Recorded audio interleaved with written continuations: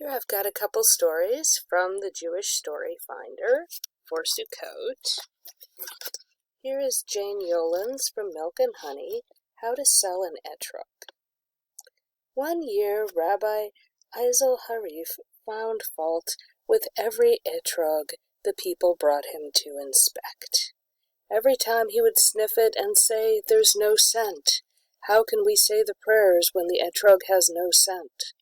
Or he would look and see the dark bruises on the skin and say, No, this etrog has been through too rough a treatment and cannot possibly be used for the holiday.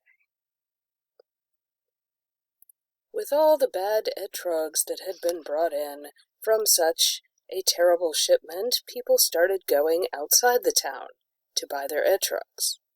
One of the etrog sellers in town went to the rabbi. "Rabbi," he said, "how am I supposed to sell etrogs and support my family when you say all of mine are bruised and have lost their smell on the long journey from the east? How am I supposed to make enough money to have a holiday for my family?" The rabbi thought about it for a long moment. "I have a plan," he said. "Don't have people bring me an etrog to inspect.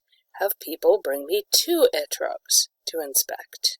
And I will look at them, and they must ask me which is the better of the 2. And then I will tell them, and we can all have a happy holiday. It's all a matter of asking the right question."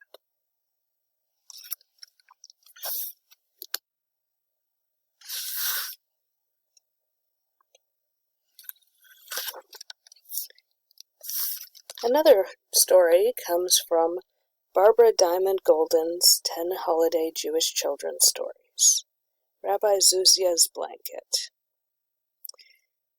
Zuzia was one of the great 36, one of the people so righteous they keep the world going. However, nobody was aware of this. He appeared just a humble beggar, going through town, asking people to give charity. One Sukkot, Reb Shmuel invited him to come and spend the holiday with them. He passed out cushions to all his guests and thick blankets. However, he ran out by the time he got to the beggar, and apologized, but left him to sleep in the sukkah with no blanket at all. The night grew cold, and Zuzia prayed to God to warm him. In fact, holy fire came down from the sky and warmed him in a great burst of light, yet without setting the wooden sukkah on fire. Reb Shmuel, who had many blankets on top of him, woke up a bit too warm and looked around, but he could see nothing. Again he went to sleep, as did Zuzia, and Zuzia again prayed to be warm, and divine light came down and warmed him.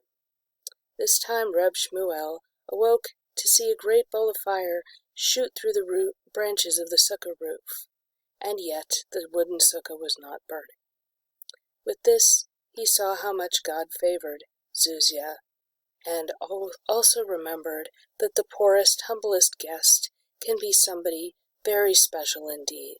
So from then on, he treated his poorest guests with honor, kindness, and enough blankets for everybody.